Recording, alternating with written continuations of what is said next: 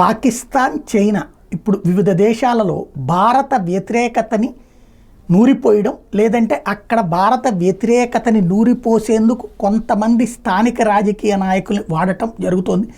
అట్లాంటి వాళ్ళు అధికారం సాధించారనడానికి సాక్ష్యం మాల్దీవులలో గయూం పోయి మొయిజ్జు రావడం, ఇండియా అవుట్ అన్నటువంటి నినాదంతో ప్రారంభమైనటువంటిది కాస్త చివరికి అక్కడ జరిగినటువంటి ఎన్నికలలో విజయం సాధించడం, ఆ తర్వాత ఇండియన్ సైన్యాన్ని వెనక్కి పంపించడం జరిగింది. ఇప్పుడు బంగ్లాదేశ్లో ఇట్లాంటి స్టేట్మెంట్తోనే రప్చర్ బిగిన్ చేశారు. వాడి పేరు పినాకి భట్టాచార్య.